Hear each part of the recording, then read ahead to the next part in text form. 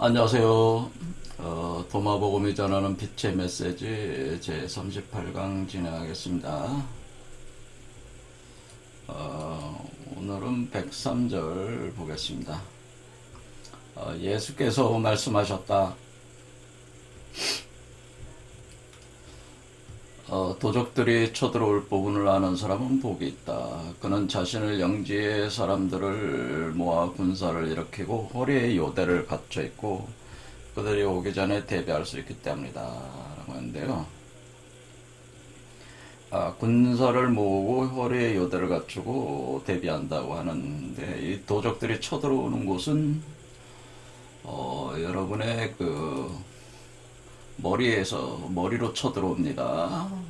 머리로 쳐들어오는데요. 위치가. 여기에서 여러분이 성육화 할 때에, 여러분의 대칭점에 있는 사마외도에 속해 있는 존재들이 여러분의 머리 쪽으로 들어온다. 그런 얘기죠. 머리 쪽으로 들어오는데, 여기 있는 영생의 물질을 강탈하기 위해서 들어오는 거죠. 그러니까 여러분들의 성육화하는데 쓰이는 물질들을 강탈하기 위해서 도적들이 들어옵니다. 영생의 물질을 소위 사마외도, 소위 사탄 마귀의 또 정도가 아닌 사악한 외도에 빠진 자들은 에게도 아주 이 빛의 물질, 생명의 물질은 아주 가치 있는 물질이거든요. 그래서 뺏으려고 들어오기 때문에 존재들하고 여기서 전쟁을 해야 돼요. 전쟁을 할 때 제가 말씀드리기를, 여기에 여러분이 머리에 있을 때 여러분이 검이 된다 그랬죠. 검과 같이 돼서 이 검이 신령스러운 영검이다. 그러다 신령스러운 하늘의 신검이 돼서 사마 외도들을 다 소멸시켜야 된다. 그냥 소멸시켜야 된다. 특히 강력한 적은 뭐냐면 자기 자신이에요. 자기 자신. 대칭점에 있는 자기 자신이, 이전에 에고들은 이제 군대로 돼 있어요. 거기도 엄청난 군대를 가지고 있는데, 군대들이 다양한 얼굴을 가진 여러분의 에고들이 여러분들이 성육화에서 나오는 거를 저항을 하는 거죠. 저항을 하기 때문에 정확히 여러분 대칭점에 있는 존재들인데 엄청나게 강력합니다. 그것이 여기 표현을 하기를 이제 성경에서는 레드 드래곤, 붉은 용이라고 표현을 하는 거죠. 그래서 여기서 전쟁이 일어나서 이 전쟁을 요한계시록에서는 아마겟돈 전쟁으로 이제 묘사도 하고 그러는 겁니다. 그러니까 아마겟돈 전쟁은 사실 영적 전쟁이에요. 여러분 몸속에서 일어나는 성육화 과정에서의 최후 전쟁이 바로 아마겟돈 전쟁이에요. 그래서 준비를 하라고 하는 거죠. 이런 커다란 싸움이 있기 때문에, 여러분도 매트릭스 영화 봤지만은, 스미스가 모든 사람들을 다 스미스화 시켜버리잖아요. 그러니까 그런 자기 동화 능력이 있어요. 그리스도나 스미스는 둘 다 포도나무야. 그래서 사탄도 원래 포도나무야. 그러니까 이게 원래 에덴 동산에 선악과 나무 심어놓은 선악과 나무가 포도나무인데, 그게 사탄이 심어놨다, 그런 표현을 합니다. 그러니까 포도나무다, 그게. 그리스도도 자신을 산포도나무라고 우리 비유하듯이 쌍둥이 포도나무예요, 이게. 그래서 자기 자신과의 처절한 싸움이 있어요. 그래서 극기복례라는 표현을 쓰는 겁니다. 동양에서는 극기복례. 여기가 극기복례하는 자리예요.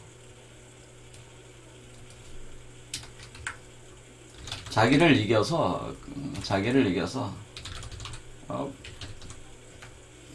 복한다는 게 여기 자꾸 여기 되네. 극기복례. 그냥 한글로 쓰면 돼. 극기복례. 그래서 예로 돌아가는 게 극기복례 하는 자리가 요 자리이기 때문에 준비를 하라, 그 얘기죠. 자, 아직까지 이 경지에 도달하신 분은 없기 때문에 어떻게 보면은 그렇게 유용성 있는 구절은 아닙니다. 백사절 그들이 그에게 말했다. 오세요. 오늘 우리가 금식하고 기도하고 금식합시다. 예수께서 말씀하셨다. 내가 무슨 죄를 지었는가? 아니면 내가 무엇을 어겼는가? 차라리 신랑이 신부방에서 나왔을 때 그때는 그들에게 기도하고 금식하게 하라. 그러니까 신랑이 신부방에 들어가는 현상은 그리스도가 사람의 아들로 성육화하는 게 신랑이 신부방으로 들어가는 거고, 신부가 신랑을 맞는 것은 그 신부의 그 가지고 있는 그 물질을 그 영적 물질로 변화시키는 그것이 신부가 신랑을 맞는 행위고, 신랑이 성육화되는 하는 것이 신부방으로 들어가는 거예요. 그러니까 이게 두 개가 합해지는 거예요. 그러니까 영육일체가 되는 거예요. 그러니까 신랑이 신부, 이거를 표현하기를 제가 어제 제가 말씀을 드렸지만, 여기에 달이 하나가 뜨는데 여기 달이 오는데 이 달 속으로 태양이 들어간다고 이렇게 표현했습니다. 그러니까 태양은 그리스도고, 달은 그리스도의 신부가 되는 거예요. 그래서 이렇게 하나로 합해지는 현상이 일월합사하게 돼가지고, 달은 태양화되고 태양은 육화되고, 그래서 이렇게 나오게 되는 거죠. 나오게 되니까 여기에 그 태양이 달의 물질을 흡수해서 이렇게 성육화 몸으로 해서 나오는 건데, 몸으로 해서 나오는 게 먹는 거잖아요. 일종의 먹는 거란 말이에요. 서로가 서로를 먹는 개념인데, 먹어서 하나가 되는 거죠. 하나로 합해지는 건데, 그거를 먹지 말라고 하는, 금식하라는 얘기는 뭐예요? 기도하고 금식한다고 하는 건 먹지 않는다는 거잖아요. 먹지 않는다는 거니까, 먹어야 되는데 먹지 말라고 하는 거니까, 그거는 먹어야지 몸이 생길 거 아니에요. 애가 자궁 속에서 뭐 영양분을 섭취를 해야지 몸이 구성될 거 아니에요. 그러니까 뭐라고 대답했다는 거예요? 신랑이 신부방에서 나왔을 때 그때 기도하고 금식하게 하라는 거죠. 그러니까 이미 몸이 다 완성이 되면은 그때 기도하고 금식하는 거는 괜찮은데, 몸도 아직 그냥 몸도, 그러니까 여러분이 뭐 여성분이 임신하고 있는데 밥도 안 먹이고 굶기는 거는, 밥도 안 먹고 굶는 거나 마찬가지야. 그렇게 되면 안 되는 거죠. 그러니까 그런 상황을 얘기하는 거죠. 자, 그런 얘기입니다. 그래서 신랑이 신부방에서 나왔다는 거는 육화돼서, 성육화돼서, 여기서 이제 육화되는 게 태양과 달이 합하는 과정인데, 1월 합하고 천지가 합하는 겁니다. 천지가 합하고 1월이 합한다 해서 이렇게 나오는 건데, 이렇게 나온 뒤에 괜찮아, 안 먹어도 돼. 이제 불사 영생체가 됐으니까. 그런데 그 전까지 먹어야 된다 이거죠. 그 다음 예수께서 말씀하셨다. 누구든지 아버지와 어머니를 알게 될 사람은 창녀의 아들이라고 부르게 될 것이다. 그러니까 여기가 그 어머니가 창녀라고 하는 거 아니에요. 창녀.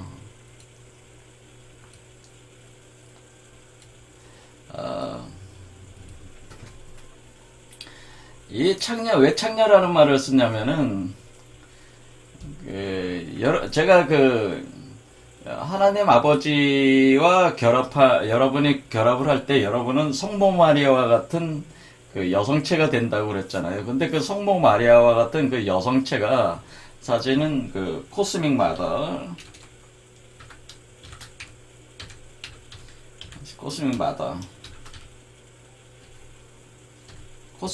그러니까 우주의 어머니.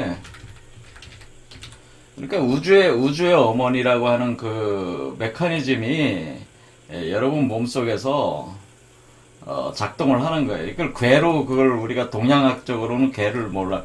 이흑토성을 뜻해요. 이흑토성, 요 곤괴 있잖아요. 요 곤괴가 코스믹 마더예요. 여기 코스믹 마더, 우주의 어머니다.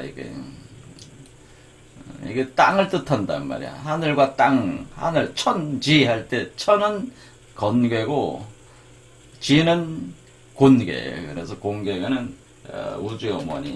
이거를 서양의 그 개념을 보면 이 기독교 요 성경의 개념으로 보면 요게 우주의 어머니예요. 그러니까 우주의 어머니는 모든 사람 안에서 작동하면서 여러분의 자식을 낳는 거 아니에요. 그러니까 우주의 어머니가 그러고 보면 뭐예요? 우주의 어머니 하나지. 하나인데 이 사람 저 사람 몸에 들어가서 자식들을 낳고 있으니까 어떻게 돼요? 이게 창녀라고 그러는 거죠. 그러니까 창녀. 이 사람 저 사람 몸에 들어가서 애를 낳고 있어. 그 우주의 어머니가. 그러니까 그 우주의 어머니는 뭐예요? 창녀예요. 창녀. 그렇죠. 한 사람 몸에서만 작동하는 게 아니라 이 사람도 들어가고 저 사람들은 저 사람 막 돌아다니면서 막 애를 낳고 있는다. 이게 창녀. 그런 얘기죠. 이런 걸 이제 모사를 해서 예전에 그 고대 그 문명에서는 이 신전에 뭐가 있냐면 신전에 템플이라고 그러죠. 신전에 그 신녀들이 있었어요. 신녀. 그러니까 어, 신녀라는 존재들이 있어가지고 이 우주의 어머니 포지션을 취하면서 많은 남성들과 이 사실 성관계를 합니다. 그래서 근데 그것이 무슨 이런 어떤 외설적인 것이 아니라 일종의 어떤 우주적인 어떤 그 원리를 몸으로 이렇게 이제는 같이 구현을 하는 성적 마법 개념으로 이렇게 진행을 하는 그런 신녀들이 있었습니다. 그러니까 이런 개념, 그러니까 이 신녀들이 만약 오늘날 사람들이 도덕적 관점에서 볼 때는 창녀들 비슷한 행태를 하고 있는 것 같이 보여지는 거죠. 근데 사실은 이 신녀가 이 카톨릭의 수녀, 그 다음에 뭐 불교의 여성들이 사실 요런 신녀 개념이에요. 근데 오늘날 카톨릭의 뭐 수녀나 불교의 비구니? 여자 승려들이 이런 행위를 하고 있진 않잖아요. 고대 신녀와 같은 행위를 하고 있진 않잖아요. 그러니까 그런 것이 단절된 거죠, 사실은. 근데 원래 신녀의 개념이 원래 이런 신녀들이 존재를 했었어요. 그래서 이 신녀들은 사실은 우주의 어머니를 상징적으로 이렇게 상징적인 것뿐만 아니라 실제적으로 대행하는 역할을 했었습니다. 그게 종교적 어떤 측면에서. 그래서 다시 말씀드리지만 오늘날의 관점으로 볼 때는 창녀같이 보이는 거예요. 그래서 창녀의 아들이라 이렇게 이런 표현을 쓴 거예요. 이해되시죠?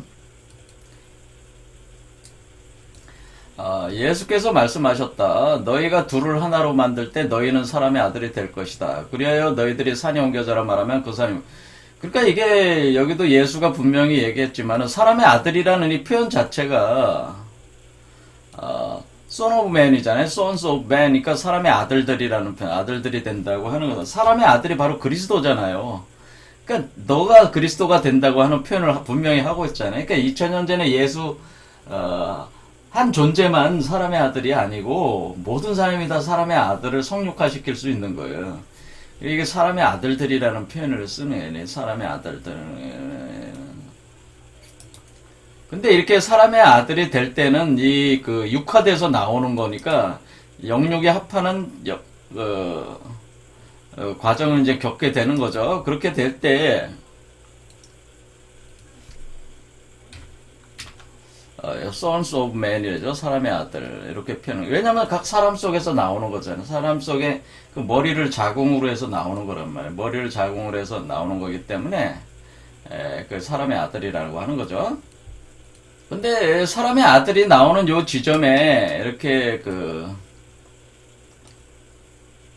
원래 산이 있잖아요. 산이 여기 있잖아요. 요 산을 옮겼다고 하는 거죠. 산이 여기 온다고 하는 거니까 그러니까 이 산이 그럼 어디서 온 거냐면은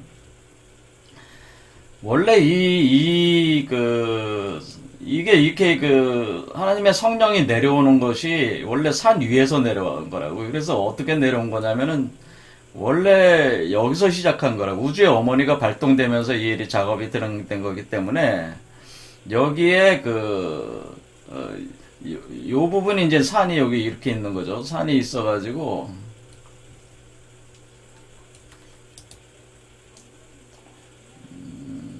이렇게 하겠다.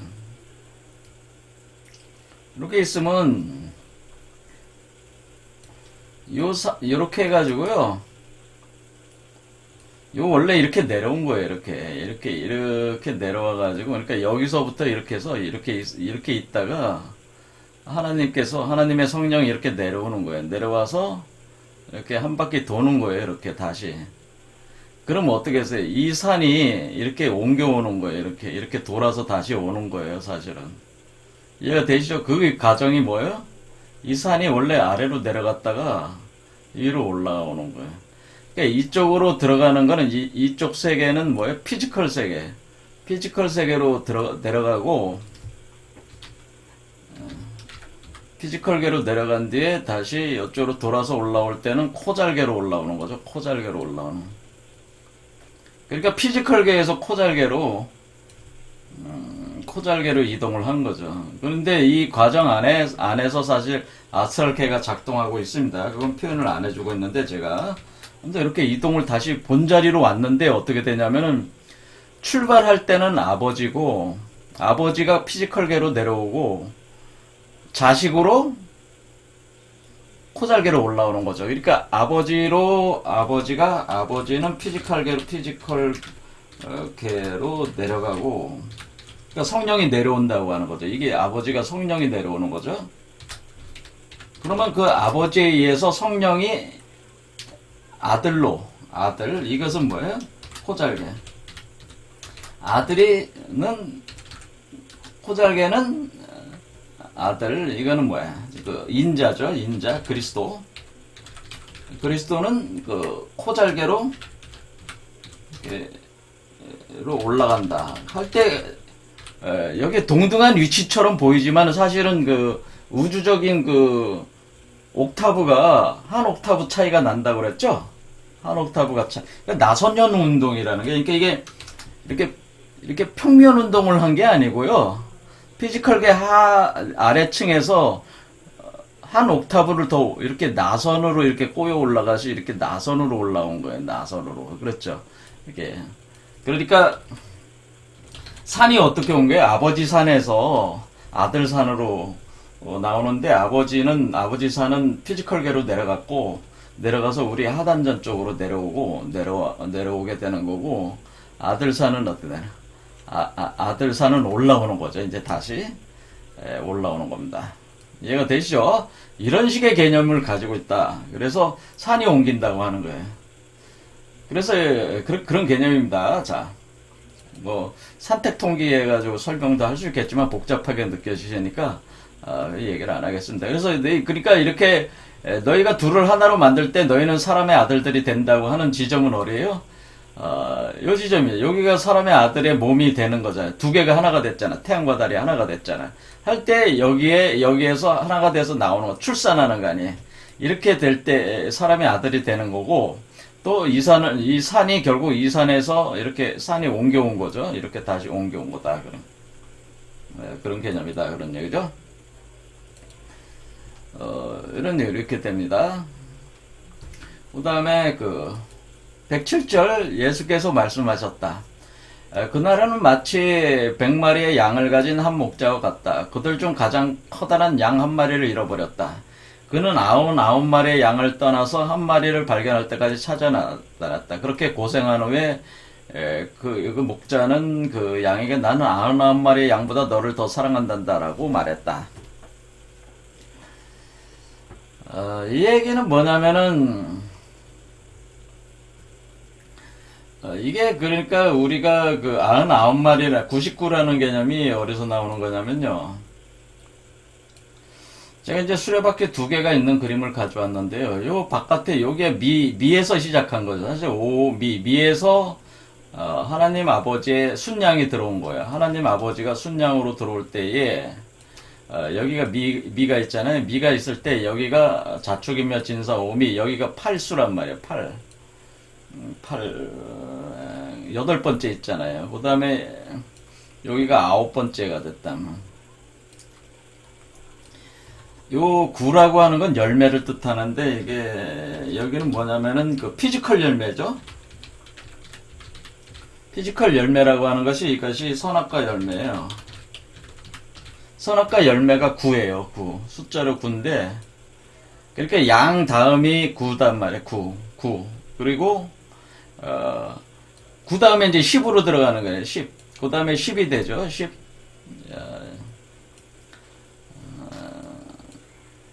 그 다음에 여기가 10이 되잖아요. 10. 90, 90이란 얘기죠. 90. 이게 90이잖아. 90. 그 다음에 수리할 때는 뭐예요? 블랙홀로 들어간다고 그랬잖아요. 이렇게, 이게 이렇게, 이 피지컬 열매, 그 선악과 열매들이 추수가 돼가지고, 아스트랄계로 들어가는 거죠. 아스트랄계로 들어가는. 그러니까 여기는, 술해는 공망수라고 해가지고, 구멍이 뚫려 있어가지고, 그냥, 여기서 추수된 게 여기로 들어가는 거예요. 들어가면은, 여기서도 어떻게 돼 있어요? 이제 크게 보겠습니다.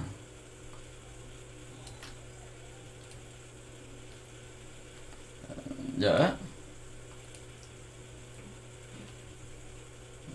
예, 여기잖아요. 이렇게 되면은 여기를 들어갔잖아요. 들어가면은 여기도 또 뭐가 있어요. 여기가 미가 여기 있잖아요. 양이. 그렇지. 여기도 팔양이 있잖아요. 팔양. 여기가 아스랄계예요. 아스랄 팔양.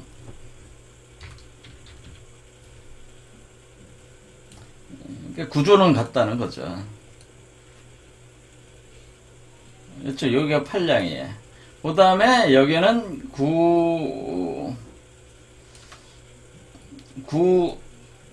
여기는 군대, 여기가 군대, 군은 뭐냐면은, 여기는 이제 그 앞에 있는 군은 선악과 열매인데, 여기 군은 그 영생의 열매예요. 영생의 열매. 근데 정확하게 영생의 열매라기보다는 영생의 열매로 이렇게 변화된, 질적으로 변화된, 그 어떤 물질이라고 이렇게 보시면 돼요. 영생의 열매로 봐도 됩니다, 사실. 뭐, 그렇게 보겠습니다. 변화된 거니까, 이쪽으로 넘어왔던 거, 영생의 열매. 그럼 여기에 10이 여기 오잖아요. 10이 오면은, 여기가 10이 되잖아요. 그러니까, 99라고 하는 거는 9에, 여기 양이 여기 있고, 여기 9잖아요. 9. 그러니까 99라는 건 99. 여기까지 온 거죠. 여기까지 온 거. 여기가 99죠. 99. 영생의 열매는 이제 추수를 한단 말이야. 추수를 하면은 10이 된단 말이야. 그러니까 요 지점이 어디냐면은, 여기로 보면 진사잖아요. 진사. 그러니까 요 진사, 요 지점이라고. 요 지점이니까, 여기 오면 어떻게 되니까, 여기 오면은, 그 어린 양이 몸으로 만들어지는 위치죠, 여기가. 그렇죠. 그러니까, 한 마리 양을 찾는다고 하는 것은 여기에서 지금 한 마리 양이 나오는 거 아니에요. 그렇죠. 양으로, 한 마리 양으로 돼서 나오는 거 아니에요. 그 99의 모든 것이 결국 한 마리 양으로, 어린 양으로 구성이 돼서 나온단 말이에요. 그래서 어린 양으로, 이렇게,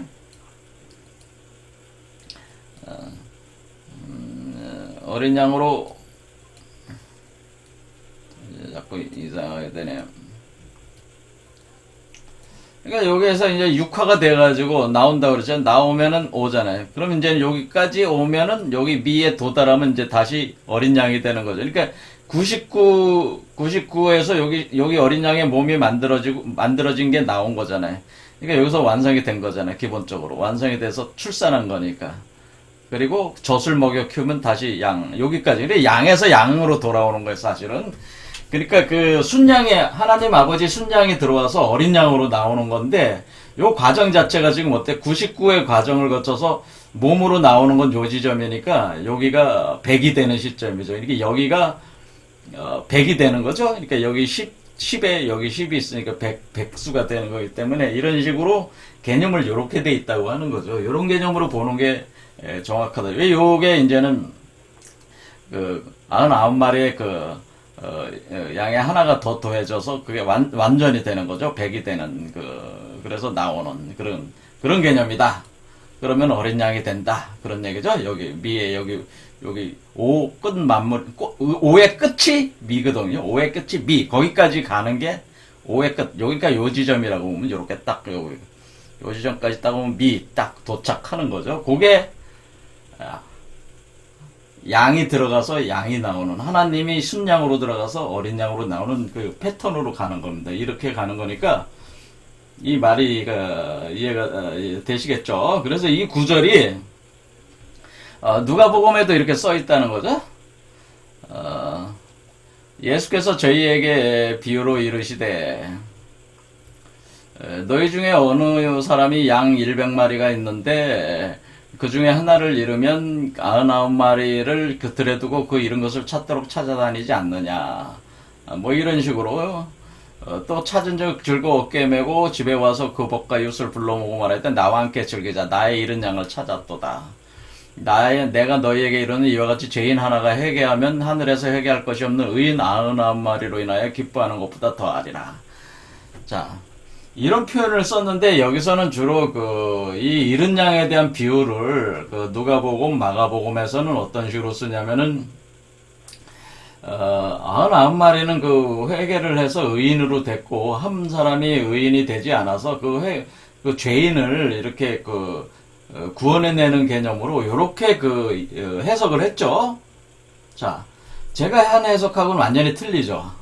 틀립니다.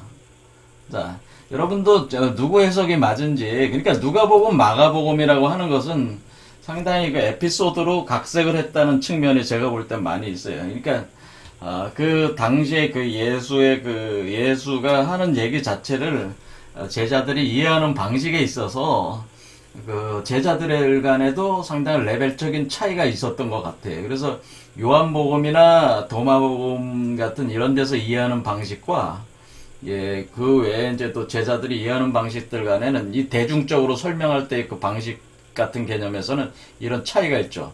왜냐하면 여러분들도 아시다시피 지금 이런 개념을 가지고 이런 어떤 지식이 없는 상태에서 이런 개념을 해석하기 굉장히 어려운 거죠. 어렵기 때문에 이런 에피소드를 가지고 이해가 잘 안 되니까 이게 에피소드를 이렇게 만들어서 이런 식으로 이해를 했다. 저는 그렇게 본다 이거죠.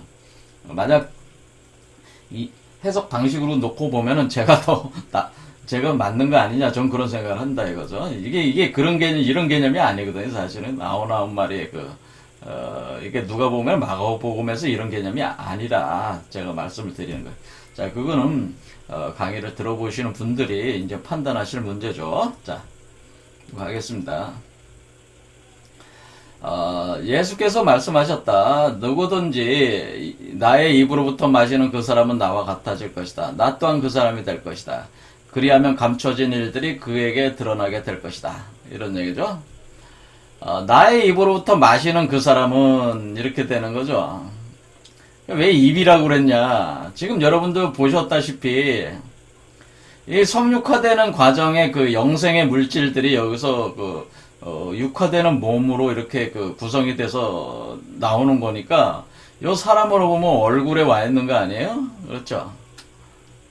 이 얼굴이니까 여기 이 그리스도, 그러니까 이 예수라는 2000년 전의 역사적 존재가 말을 할 때마다 그 말이 하나님의 말씀이면서 동시에 뭐예요? 그 말씀, 우리가 뭐 이렇게 얘기하면 막 침 튀기잖아요. 이렇게 요즘에 뭐 바이러스들이 어때요? 얘기하면 바이러스들이 마스크 쓰는 이유가 뭐예요? 바이러스를 침 튀겨 나가니까 그런 거 아니에요? 그런 개념으로 이렇게 생각하시면 돼요. 그러니까 이렇게 예수가 이렇게 얘기할 때 입에서 영생의 물질들이 나오는 거예요, 사실은. 이해가 되십니까? 영생의 물질들이 하나님의 말씀이 나가는 것 자체가 영생의 물질들이 나가는 거예요. 입에서 나가는 거예요. 그러니까 그러면 사람은 어떻게 해? 그러니까 말씀을 먹는 거 아니에요. 그러니까 하나님의 말씀을, 그 말씀이 곧 성령이잖아요. 그러니까 입에서 나오는 그 영생의 물질이 성령이에요. 그러니까 그 성령을 받아들이는 거죠. 그럼 마시는 사람, 입으로부터 마신다고 하는 거죠. 그러니까. 그래서 예수의 입에서 나온 것이 어떻게 돼요? 그러니까 예수의 입에서 나온 말씀이 그것이 곧 성령의 바이러스들이 그 사람의 몸에 들어가는 거죠. 사람의 몸에 들어가서 다시 올라오면은 어떻게 돼? 입으로 먹는 거야. 입으로 마시는 거 아니야. 그걸 또. 그러니까 예수의 입에서 나오는 그 영생의 물질이 성령인데 그것이 누룩이나 효모 같은 작용을 해서 여러분들 몸속에 있는 물질을 변성시켜서 여러분 속에 감추어져 있던 뭐가 나오는 거예요? 여러분 몸속에는 원래 그리스도의 씨앗이 감춰져 있는 거 아니에요? 그렇죠. 그리스도가 여러분이 육화에서 여러분 몸이 육화에 내는 거 아니에요. 그러니까 그리스도가 원래 여러분 몸속에 감춰져 있는 거라고. 그러니까 그 감춰져 있는 그리스도를 뭐야? 드러나게 하는 거죠. 육화시켜서 드러나게 하는 거죠. 그러니까 여러분 몸속에서 드러나게 하는 거니까 감춰진 것이 드러나게 된다. 뭐 그런 얘기입니다. 그렇죠? 감춰진 일들이 드러난다니까 이 그리스도가 성육화하는 과정으로 이렇게 드러나게 된다 이런 얘기죠. 그러니까 나의 입으로부터 마신다는 게 입에서 그 말씀이 나가고 그 말씀이라고 하는 것은 뭐 바이러스가 침 튀겨 나가듯이 그런 식으로 사람들에게 그 영적 물질로 나가기 때문에 사람들 몸에서 그걸 수용을 하면은 성령이 들어오는 개념이 되고 그것이 그 발효 작용을 하게 돼서 여러분 몸속에서 있는 그 추수된 물질들을 영생의 물질로 생명나무의 열매들로 그것을 변화를 시키게 되고 그걸로 여러분이 성육화가 되는 거니까 이렇게 감춰진 일들이 이런 방식으로 드러나게 된다. 이런 얘기가 되는 거죠. 그 다음 109절 예수께서 말씀하셨다. 왕국은 자신의 밭에 숨겨진 보물을 가졌으나 이것을 알지 못하는 사람과 같다. 그 사람이 죽고 나서 그 밭을 그의 아들들에게 물려주었다. 그 아들들 또한 그것을 알지 못했다. 그는 그 밭을 상속받아 다른 사람에게 팔아버렸다. 그 밭을 산 사람이 밭을 갈다가 보물을 발견했다. 그 사람은 이제 이자를 받고 빌려주고 싶은 사람에게 돈을 빌려주기 시작했다. 이 얘기는 뭐냐면은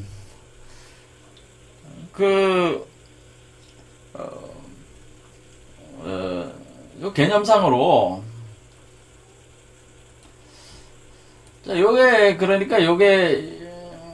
요 하나님 아버지의 그 성령이 여러분 몸속에 들어갈 때에는 피지컬계로 들어가는 거 아니에요. 그러니까 아직 그 보물을 이 하나님 아버지가 이 몸속으로 들어가는 건 뭐예요? 사실은 죽는 거예요. 사실은 그 물질이 들어가는 거잖아요. 물질이 그 땅속으로 들어가는 거기 때문에 땅속으로 들어가는 거죠. 물질이 땅속으로 들어가죠. 첫 번째는 자 이게 사실은 그 땅속에 들어간다는 건 죽는 거란 말이에요. 사실은 그래서 죽는다고 표현을 한 것이고 그 다음에 그렇게 상속받은 자는 뭐예요? 그 다음 죽고 나서 그 밭을 그 아들에게 물려줬다는 건 뭐예요? 그 다음 단계는 뭐겠어요? 이게 그 다음 단계는 이게 지금 그 피지컬계로 들어간 거 아니에요? 피지컬계로 들어가면은 그 다음에 코잘계로 나오기 전에 아스트랄계로 가는 거 아니에요? 그러니까 여기 중간에 아스트랄계가 있는 거죠. 그 다음에 이거는 상속받은 자는 아스트랄계 존재가 상속받게 되는 거죠. 피지컬계에 들어오는 걸 아스트랄계로 받아. 그렇죠. 그런데 아스트랄계도 운영을 하는 개념이잖아요. 그렇죠. 이걸 받아서 변성시키는 과정이지, 육화가 돼서 나오는 완전 그 세계는 아니란 말이에요. 그러니까 육화가 돼서 나오는 거는 아스트랄계와 코잘계가 합하는 그 부분에서 여기서 육화가 돼서 나오는 거니까 이런 식으로 아스트랄계를 거친다 이거죠. 두 번째. 그게 두 번째 상속받은 아들이야. 그렇지. 아들이 그 아스트랄계에서 그 영적인 상태로 올라오는 거 아니에요. 그 다음에 그것을 다른 사람에게 팔아버렸다고 하는 것은 바로 요 코잘계 그러니까 이게 아들이 아니라 이때는 어때요? 양성동체가 되는 거잖아요. 양성동체 되는 존재인 코잘계에다가 넘겼다는 거죠. 그러니까 결국 이 개념은 뭐예요? 아스트랄계, 그러니까 피지컬계, 아스트랄계, 코잘계로 넘어가는 걸 표현하는 거죠. 피지컬에서 이렇게 3단 구조를 표현한 거야. 코잘계로 넘어가는 그 레벨로 이렇게 이동하는 과정을 물질과 에너지의 이동을 표현한 거죠. 그래서 코잘계는 뭐냐면은 코잘계가 이게 이제 여기서부터 사실 코잘계인데 코잘계로 올라오면은 킬수가 되면은 그리스도가 나오는 거잖아요. 그리스도가 나오면은 이 그리스도는 뭐를 할 수 있냐면은 여기서부터는 그 참포도나무 작용을 해서 사람들을 포도나무 가지로 연결을 할 수가 있어요. 그래서 그 사람들에게 직접 그 성령을 내가 너 안에 너가 내 안에 이런 개념으로 같이 그 자신이 생산하는 살과 피, 바로 그 영생의 물질들을 같이 이렇게 공유할 수가 있어요. 그래서 그 제자들과 이렇게 연결을 하면은 그 제자들 속에 들어가서 제자들의 몸 속에서 그 영생의 물질을 생성하게 해주는 거죠. 그 발효 물질을 보내가지고 같이 이렇게 생산하면서 거기서 자기 물질을 준 거 아니에요. 그렇죠. 주고 그 물질의 일부를 이자로 이렇게 받는다. 왜냐면 제자가 또 그리스도화가 되려면 어떤 시간이 필요할 거 아니에요. 그 시간 동안은 그 물질을 계속 공급을 해줘요. 특정 기간 동안. 그러니까 이렇게 주고 이자를 계속 받는 개념으로. 그러니까 그 얘기가 뭐야? 포도나무 가지에 자신의 참 포도나무 가지에 연결을 한 뒤에 어떻게 하는 거예요?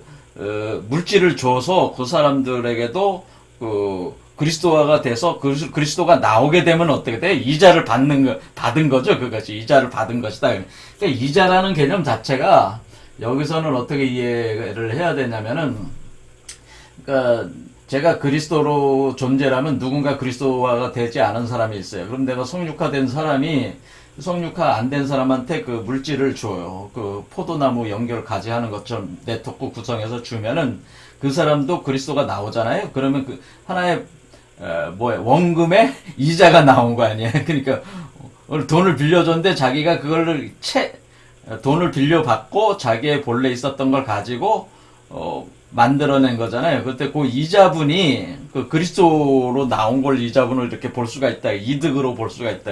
투자에 대한 이득이라고 이렇게 볼 수가 있는데요. 이런 개념으로 이제는 진행을 한다고 하는 거죠. 이 개념이. 그런데 문제는 뭐냐면은 제가 그 도마복음 이 구절은 이자를 받고 빌려주고 있는 사람에게 돈을 빌려준다. 이 돈이라는 게 뭐예요? 이 돈이 영생의 물질이죠. 돈을 빌려준다는 게. 영생의 물질이 보물들이죠. 이 보물들이 뭐예요? 자기 몸 안에 있는 영생의 물질들이에요. 그러니까 그것이 추수한 영생의 열매들이나 자기 몸 안에 있는 감춰졌던 그 광석물들, 그런 걸 얘기하는 거죠. 그런데 이렇게 제가 말씀을 드리기를, 이게 다른 구절에는 뭐 빌려주지 말라고 돼 있잖아요. 근데 여기서는 왜 빌려주고 이자를 받는다는 얘기를 하고 다른 데는 이자를 받고 빌려주지 말라는 또 구절도 있어요. 도마복음에. 그 얘기는 제가 말씀드리기를, 성육화가 완성이 안 돼 있는 사람이 그걸 빌려주면은 자기가 먹을 물질도 먹어서 먼저 성육화가 돼야 되는데 빌려주면은 일종의 자기가 성육화가 안 돼 있는 사람이 빌려주면은 자기도 끝장나는 거지. 빌려줄 게 어딨다고 그러니까 나도 먹고 살기 힘든데, 나도 당장 죽게 생겼는데 다른 사람 불쌍하다고 빌려줬다가는 자기도 망하고 다른 사람도 망하는 거 아니에요. 그런 이치를 얘기한 거죠. 이전에 다른 구절에서는. 그렇죠. 이 경우는 뭐예요? 성육화가 완전히 돼서 풍족해진 그리스도 성육화가 된 사람은 이렇게 할 수가 있다는 거. 물질을 빌려줄 수가 있다. 그거죠. 남아도니까. 남아돌지 않는 사람이 하면 안 된다. 그런데 지금 남아도는 사람이 남아돌아서 이렇게 할 수 있는 사람이 없어. 제가 볼 때는 다 빈곤한 상태인데 함부로 자신에 있는 물질을, 영적인 물질을 다른 사람에 빌려주거나 또는 강탈당하는 일이 있어서는 안 되겠습니다. 자, 그다음 110절, 예수께서 말씀하셨다. 누구든지 이 세상에서 부자가 된 사람 이 세상을 부정하게 하라. 이건 뭐 다른 데서 나온 구절이냐. 이것도 똑같이 나온 건데, 부자가 됐다는 건 뭐예요? 지금 영생의 물질들을 다 추수를 해서 성육화까지 돼가지고 영생의 물질을 무궁무진하게 생산할 수 있어요. 그러니까 이 존재, 여기 머리 밖으로 나온 존재는 어떤 존재냐면은 일종의 제로 포인트 필드라고 해서 무한 에너지의 그 공간에 와 있어요. 사실은 근원적 공간에 와 있기 때문에 필요에 따라서 무한 에너지를 이렇게 쓸 수가 있어요. 그래서 완전 모자람이 없는 존재죠. 완전한 풍요 상태에 도달한 존재니까, 이런 사람이 이제 진정한 부자가 되는 거죠. 고갈될 수가 없으니까. 그러니까 성육화가 된 존재들은 고갈될 이유가 없는 존재예요. 무한 에너지 공간 속에 있기 때문에. 그래서 이 세상은 사실 의미가 없는 거죠. 이 빈곤한 세상은 피지컬계는 의미가 없는 거예요. 그래서 부정하게 하라, 뭐 그런 거는. 이건 얘기죠. 그 다음에 111절, 예수께서 말씀하셨다. 하늘과 땅이 너희들의 눈앞에 요동칠 것이다. 그러나 살아계신 분 안에서 사는 사람은 결코 죽음도 두려움도 보지 않을 것이다. 왜냐하면 예수께서 이렇게 말씀하셨기 때문에 누구든지 자신을 발견하게 되면 그에게 이 세상은 가치가 없다. 그렇겠죠. 왜냐하면 여러분이 성육화가 된다고 하는 것은 지금 여기서 이렇게 있다가 몸이 육화가 돼가지고, 그러니까 요게 이제 여기죠. 이렇게 있다가 육화돼서 이렇게 나오잖아요. 이렇게 나오면은 뭐가 되는 거예요? 여기 있다가 이렇게 육화가 돼서 자궁에서 나오면은, 나올 때, 이게, 몸이 이렇게 나오는 이 순간이 새하늘과 새 땅이 되는 거예요. 새하늘과 새 땅에 완전히 올라온 거 아니야? 연 거 아니야? 이때가. 그렇죠? 이때가 몸이 육화된 게 성육화 된 때가, 생육화가 마무리된 때가, 아니, 성육화가 여기서 딱 몸이 나온 때가, 새하늘과 새 땅이 열린 거라고. 그러니까, 이게 누구라는 거예요? 이게 본래 여러분 자신이라는 거지. 그러니까 그리스도, 성육화된 그리스도는 여러분이 참나라고 부르던 존재라, 이게. 사람의 참된 나다. 그렇죠. 참된 나라고. 이게 참된 나야. 그런 얘기죠.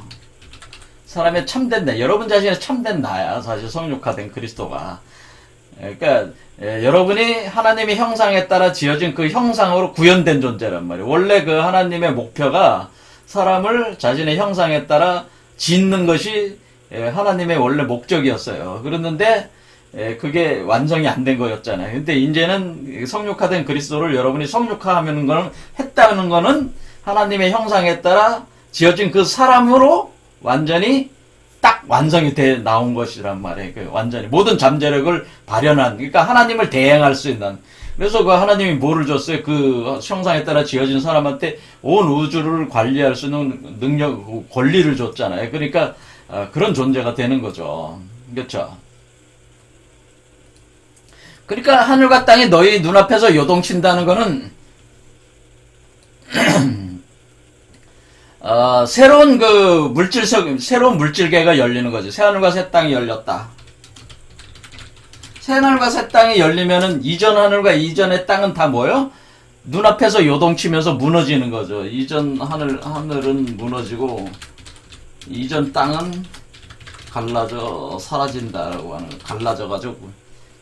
갈라져가지고 사라지는 거예요. 갈라져 사라져. 그러니까 새하늘과 새 땅이 열렸다. 그거는 성육화가 됐다. 그런 표현이에요.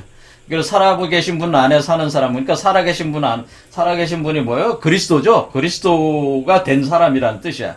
살아있는 존재는 그리스도야. 그리스도로 성육화된 존재하는, 그리스도로서 존재하는 그 사람은 결코 죽음도 두려움도 보지 않을 것이다. 그래서 죽지도 않고 두려움도 없는 거지. 그렇죠? 이렇게, 누구든지 자기 자신을 바로 그것이 바로 여러분 자기 자신이다. 참된 나다. 이런 뜻이죠. 누구든지 자기 자신을 발견하게 되면 그에게 이 세상은 가치가 없다. 가치가 없으니까 이전 하늘과 이전 땅은 다 갈라져서 사라진다. 이거죠. 다 무너지고, 그래서 천붕지탁 한다. 그러면 천붕지탁. 하늘은 무너지고, 땅은 갈라져서 소멸한다 라고 하는 게 천붕지탁이라는 표현을 쓰는 겁니다. 하늘은 무너지고 땅은 갈라져 버린다. 그러니까 새하늘과 새 땅이 열린다. 그때가 여러분 자신을 발견하게 된다 라고 하는 거죠. 그것은 여러분 몸 안에서 성육화되는 현상을 얘기하는 것이다. 그래서 그러니까 몸 밖으로 출산되는 현상을 얘기하는 것이다. 그런 얘기죠. 112절. 영혼에 의존하는 육체는 비참하다. 그리고 육체에 의존하는 영혼도 비참하다. 자, 영혼의 영육일체가 돼야 된다는 얘기죠. 이것은 결국 영육일체가 돼야 된다.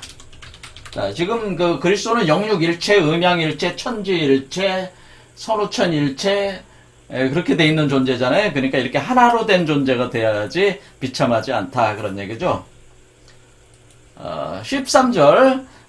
그의 제자들이 그에게 말했다. 언제 그 왕국이 오겠습니까? 그것은 보이게 오지 않는다. 그들이 여기를 보라 저기를 보라 이렇게 말하지 않을 것이다. 오히려 아버지의 왕국은 온 땅에 펼쳐져 있다. 그러나 사람들은 그러니까 그 세계는 이미 와 있다고 그랬죠. 왜? 항상 그 세계는 근원의 세계이기 때문에 근원은 항상 여러분 속에 있어요. 그래서 시공간을 초월해 있다고 그랬어요. 시공간을 초월해 있기 때문에 시공간 초월 근원세계 하나님의 세계는, 그러니까 여러분이 그리스도가 된다, 성육화가 된다고 하는 거는 근원세계에 존재하게 된다고 하는 거, 시공간을 초월하게 된다는 거기 때문에, 그러니까 그 인간의 입장으로 볼 때는 이 근원세계, 시공간이 초월된 세계는 항상 있는 거니까 온 땅에 펼쳐져 있는 거지. 이미 온 땅에 다 펼쳐져 있는데 사람들이 그것을 보지 못하고 있을 뿐이다는 거죠. 그러니까 여기서 그 하나님 아버지께서는 여기서 항상 이 머리 위에서 이렇게 보고 있는 상황인데, 계속 이렇게 보고 오면서 빛을 보내고 있는 상황인데, 인간이 보지 않는다는 거죠. 인간이 여기서 이 제3의 눈이 띄어지지 않았기 때문에 보질 못하고 있다는 거죠, 사실은. 그러니까 제3의 눈을 뜨는 과정을 거쳐야 된다, 그러는 거죠. 보지 않고 있다. 보지 못하기 때문이다 하는 거죠. 아직까지 보지 못한다. 그러니까 제3의 눈을 띄우는 과정을 해라. 그걸 볼 수 있는 눈을 갖춰라. 그런 뜻이죠. 그 다음에 114절, 시몬 베드로가 그들에게 말했다. 마리아를 우리에게서 떠나게 하자. 여인들은 생명이 합당하지 않기 때문이다. 예수께서 말씀하셨다. 보라, 내가 그녀를 인도하여 그녀도 너희 남자들처럼 살아있는 영혼이 될 수 있도록 내가 그녀를 남성으로 만들겠다. 왜냐하면 자기 자신을 남자로 만드는 여인은 하늘 왕국에 들어갈 것이기 때문이다. 자, 여기 뭐 시몬 베드로 얘기만 들어보면은 뭐 그 페미니즘, 여성들이 굉장히 화를 낼 만한, 이게 이제는 그 도마복음의 마지막 구절이잖아요. 화를 낼 것 같지만 그런 게 아니고, 지금 어떻게 된다고 그랬습니까? 우선 우리가 여자가 되고, 뭐예요? 여자가 된 상태에서, 그러니까 우리가 이부체가 돼가지고 아담을 또 낳는 거 아니에요. 그렇죠. 아담을 낳는 거죠. 새로운 아담, 둘째 아담을 낳는 거죠. 그러니까 여자가 된 뒤에 남자가 된 뒤에 양성동체가 된다고 그랬죠. 이 과정 자체가 여자가 돼서 그 다음에 남자를 낳고, 여자가 돼서 남자를 낳고 그 다음에 양성동체로 된다. 이런 과정을 거치는 거죠. 다 성육화 과정은. 그러니까 여러분이 이전에 성이 뭔지 모르겠지만은, 이전에 이건 모르잖아요. 이거 남자일 수도 여자일 수도 있죠. 저는 남자고 듣는 분 중에 여자분도 있을 거예요. 근데 일단은 여자가 돼야 돼. 왜? 임신을 해야 되니까, 하나님 성령을 받아들여야 되니까 여자가 됐어. 그렇죠. 그걸 얘기한 거죠. 시몬 베드로가 뭐라고 한 거예요? 요걸 마리아라고 한 거죠. 시몬 베드로가 마리아를 우리한테 떠나게 하자고 하는 얘기는, 남자로 빨리 다 남자로 만들자, 그런 얘기, 남자가 되자, 그런 뜻이에요. 여인들은 생명이 합당하지 않기 때문이다. 왜냐면 진짜 생명은 양성동체이기 때문이죠. 그렇죠. 그러니까 이게 성명 일치가 된다. 일치가 되는 게 바로 양성동체. 그러니까 이거는 베드로는 뭐예요? 남자 입장에서 얘기한 거죠. 요 남자 입장에서 얘기하니까, 예수가 뭐라 그런 거예요? 이 여자를 인도해서, 그러니까 여자가 양성동체가 될 때 이 남자에 합당한, 요게 어떻게 된 거예요? 이때는 엄마로서 존재하지만은, 요때 여자는 어떻게 오는 거예요? 어린 양의 신부.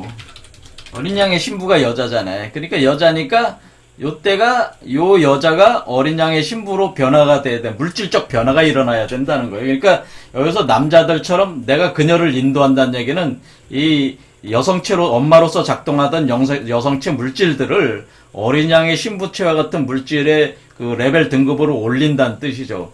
남자들처럼 살아있는 영혼이 될 수 있도록 내가 그녀를 남성으로 만들겠다. 이렇게 하는 거죠. 이렇게 하듯이 뭐예요? 여자들도 그러니까 제가 남자지만은 이제 듣고 계신 여자분들도 이거 남성을 낳아야 된다는 거죠. 그러니까 여자분들은 이제 남성이 돼야 돼, 이제 또. 그러니까 이게 개념 자체가 어때? 여자가 된 뒤에 다시 거기서 남자가 되고 또 거기서 양성동체가 되는 이 성전환이 있다는 거야. 성전환.